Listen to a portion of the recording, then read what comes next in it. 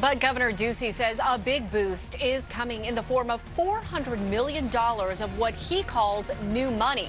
Money the governor says can be spent at the discretion of superintendents. Good evening, I'm Tram Mai. Caribe is off. So where will this funding actually come from? Team 12's Joe Dana is verifying it for us tonight. Joe? A key phrase here is 100%. Specifically, the governor said 100%, all of $400 million of new spending could go to teacher raises if superintendents want it to. That would be a pretty big deal. We're talking about several $1,000s of a pay boost the next school year. The suggestion here by the governor is that school districts will have broad leeway to give raises. Well, 12 News can verify that's just not the case. Speaking on the Mac and Gatos radio show, the governor touted a proposal he first introduced in January, $400 million he wants added to the budget for the next school year.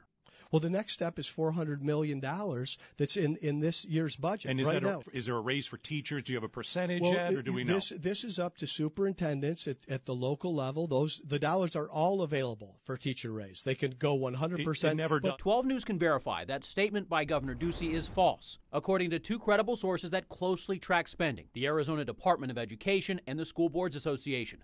They both point out right off the bat, if you look at the governor's own breakdown of the $400 million, it designates more than $100 million to new construction and buildings. $116 million is for student growth and inflation. It's money used to pay for additional students and inflation costs. Most of it is expected to go to charter schools, which are growing faster than traditional district schools. Another $100 million is additional assistance. This superintendents have flexibility with, but as the School Boards Association puts it, districts could theoretically give all this money to their existing teachers if they ignored every other need they have. Needs that, as school advocates point out, are great. That claim by Governor Ducey is really deceptive. And the reason that cannot all be spent on teacher raises is schools have leaking roofs, they have broken down school buses, they have higher costs for school supplies and health insurance. There's a lot of other holes we have dug for our schools that money needs to go to fill as well.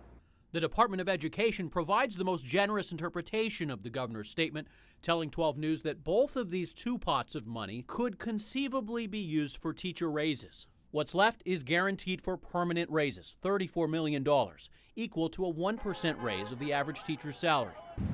So again here, superintendents may have a little wiggle room for raises, but nothing compared to what the governor had suggested. Now, I asked a spokesman for the governor if it's misleading for Governor Ducey to make these kinds of statements. After all, we're at a crucial time here when big decisions are being made. He told us by email, quote, "Even under your calculations, these are important and substantial investments in Arizona schools and in Arizona teachers.